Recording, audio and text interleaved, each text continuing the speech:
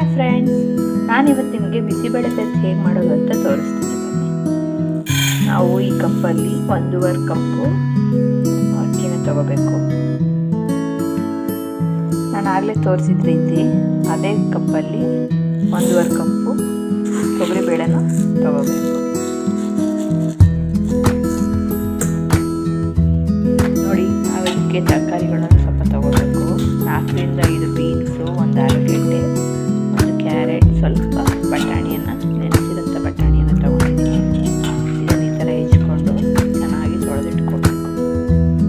ಹಾಗೆ ನಾವು home made bisibelebath ಪುಡಿನ ತಗೊಂಡಿದ್ದೀನಿ. ಇದನ್ನು ನಾನೇ ಮಾಡಿರೋದು. ಈ ಪುಡಿಯನ್ನು ನಾನು ಹೇಗೆ ಮಾಡಿದ್ದೀನಿ ಅಂತ ಇನ್ನೊಂದು ವಿಡಿಯೋ ತೋರಿಸ್ತೀನಿ ಅದಕ್ಕೆ.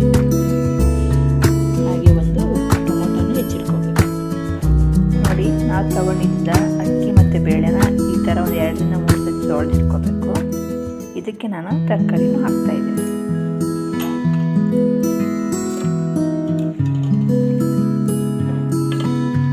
ನೋಡಿ, ಈ ಥರ ತರಕಾರಿ, ಅಕ್ಕಿ, ಬೇಳೆ, ಟೊಮೊಟೊ ಎಲ್ಲ ಹಾಕ್ಕೊಂಡು ಅದಕ್ಕೆ ಸ್ವಲ್ಪ ನೀರನ್ನು ಹಾಕ್ಕೊಂಡು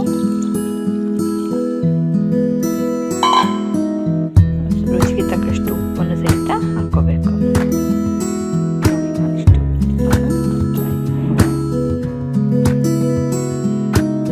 ನೀರು, ಉಪ್ಪು ಎಲ್ಲ ಹಾಕಿದ್ಮೇಲೆ ಈ ಥರ ಕುಕ್ಕರ್ಲಿ ಮುಚ್ಚಿಬಿಟ್ಟು 5ರಿಂದ 6 ವಿಷಲ್ನ ಮಾಡಿಸ್ಕೊಳ್ಳಿ.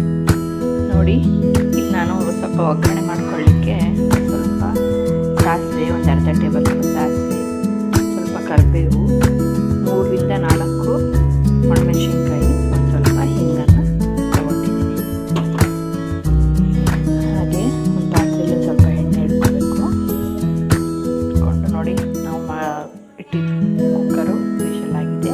ಅದು ತಣ್ಣಗಾಗಷ್ಟರಲ್ಲಿ ಒಗ್ಗರಣೆನ ಮಾಡ್ಕೊಳ್ಳೋಣ ಬನ್ನಿ.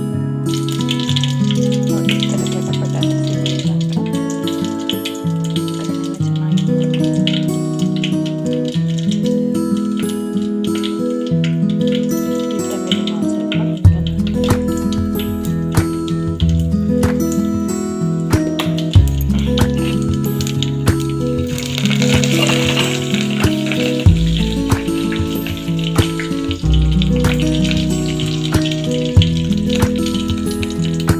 ನೋಡಿ, ನಾವು ಬೇಯಿಸ್ಕೊಂಡಿದ್ದ ತರಕಾರಿ ಇದೆಲ್ಲ ಈ ಥರ ಚೆನ್ನಾಗಿ ಈ ಥರ ಬೆಂದಿರಬೇಕು.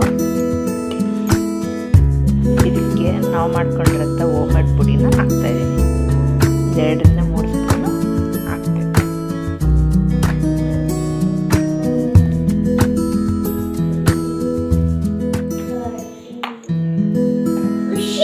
ಸೊ ನೋಡಿ, ಇದಕ್ಕೆ ಸ್ವಲ್ಪ ರುಚಿಗೆ ತಕ್ಕಷ್ಟು ಸ್ವಲ್ಪ ಹುಣಸೆಹಣ್ಣಿಂದು ನಾನು ಸ್ವಲ್ಪ ಹಾಕೋಬೇಕು. ಹುಣಸೆಹಣ್ಣು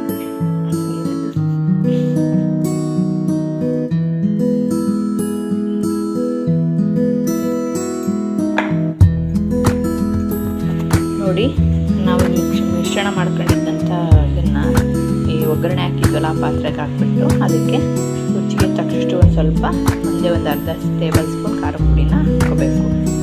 ಖಾರ ಇಷ್ಟಪಡದೇ ಇರೋರು ಆ ಪುಡೀಲಿ ನಾನು ಹಾಕಿದ್ದೀನಿ, ಅದೇ ಸಾಕು ಅನಿಸುತ್ತೆ. ಅದು ನಮಗೆ ಒಂದು ಸ್ವಲ್ಪ ಖಾರ ಜಾಸ್ತಿ ಬೇಕು. ಹಾಗಾಗಿ ಒಂದು ಅರ್ಧ ಟೇಬಲ್ ಸ್ಪೂನ್ ಖಾರದ ಪುಡಿನ ಹಾಕ್ಬಿಟ್ಟು ಚೆನ್ನಾಗಿ ಈ ಥರ ಮಿಕ್ಸ್ ಮಾಡ್ಕೋಬೇಕು.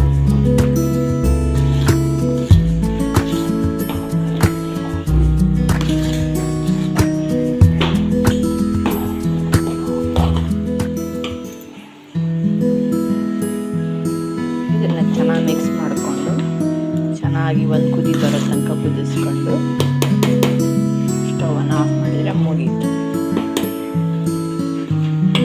ನಮ್ಮ ಬಿಸಿಬೇಳೆಬಾತ್ ರೆಡಿ. ನೋಡಿ, ನೋಡ್ತಾ ಇರ್ಬೋದು ಯಾವ ರೀತಿ ನಮ್ಮ ಬಿಸಿಬೇಳೆಬಾತ್ ರೆಡಿಯಾಗಿದೆ ಅಂತ. ಈ ಥರ ಆದಮೇಲೆ ಒಂದು ಪ್ಲೇಟ್ಗೆ ಹಾಕ್ಕೊಂಡು ಟೇಸ್ಟ್ ಮಾಡೋಣ. ಇದಕ್ಕೆ ಬೇಕಾದರೆ ಒಂದು ಸ್ವಲ್ಪ ತುಪ್ಪನೂ ಹಾಕ್ಕೊಳ್ಬೋದು ಮೇಲೆ. ನೋಡಿ, ನಾವು ಮಾಡಿರೋಂಥ ಬಿಸಿಬೇಳೆಬಾತ್ ರೆಡಿಯಾಗಿದೆ. ಅದ್ರ ಜೊತೆ ಒಂದು ಸ್ವಲ್ಪ ತುಪ್ಪ ಹಾಕ್ಕೊಂಡು ಟೇಸ್ಟ್ ಮಾಡಿದ್ರೆ ತುಂಬ ಚೆನ್ನಾಗಿರುತ್ತೆ. ನಮ್ಮ ಈ ಇವತ್ತಿನ ರೆಸಿಪಿ ನಿಮಗೆ ಇಷ್ಟ ಆಗಿದ್ದರೆ ದಯವಿಟ್ಟು